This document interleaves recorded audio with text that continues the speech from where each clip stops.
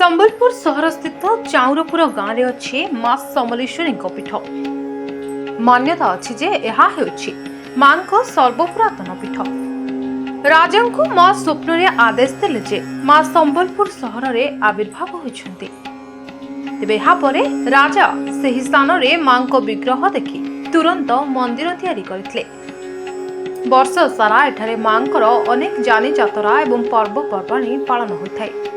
एठारे चैत्र पूर्णिमा रे मां को जलसेई एक नियारा परंपरा। साधारणतः शिवालय मानकरे जलसेई होइथाय, किंतु एठारे मां समलेश्वरींकर जलसेई होइथाय। सकाळे होमयज्ञ परे संध्यारे स्थानीय ग्रामवासी महानदीरो जल आनी मां को जलसेई करथांती।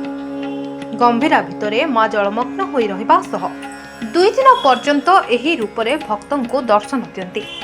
तेबे एही समय रे बहु दूर दूरांतरु लोके मां को निकट को आसिथांती।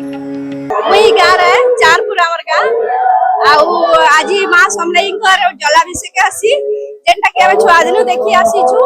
आउ हमर चैत पूर्णिमा रे एडा होचे त बहुत माने आस्था विश्वास होचे समस्त आसी न माने मांगर पान ढालु छन आउ समस्तंकर मनोकामना पूर्ण हेसी बोली भी माने विश्वास होचे। सेति लगी आज समस्त इन भीड़ ही छन आरु पान आनी के नदी रो मांगर न ढालु छन। इटा केती तार दिनो माने हलाने जे मैं कोई ना पारा ओजा भी जानला देनु ताने हे जे ओजा 101 रे जाई जो तार परे आमे भी माने जानि आलु न आज के माने 65 वर्ष हलान मते फिर भी मांकर से जलसेटा मुई भी देखिया जा यानो मुई निजे माने माने पूजा का आकर कोन चैत्र पूर्णिमा जन चैत्र पूर्णिमा रे हेसी तो खरा रो उत्पाद देखि गिरी एडा मांकर जलसज्जाटा कराई जायसी आ सेथि लगी माने सारा लोक भी शांति ही पारबे। मां शांति रे सारा लोक शांति पारबे, सारा भक्त शांति पारबे, सारा सृष्टि शांति ही पारवा बोली कि जलसेटा करे। आज एटा चाउरपुर के आई तो चैत मासर पूर्णी आइन मां समलेर जलसाई हेसी एतिले सब पैन ढालबार के आइछु संबलपुर।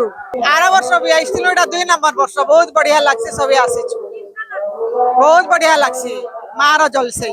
मुई केनसी जगह रे ना जानि एटा पहला जानली मां रो जलसाई हेसी बोली कि एटा 2 नंबर वर्ष बहुत बढ़िया लागुचे मां रो जलसाई। बहुत लोग आग्रह ती करूछन गां सारा गां बाहरु भी बहुत आसीछ। संबलपुर अजित बंछोर को सह तृप्तिमय पंडांग रिपोर्ट हिरांचल लाइव।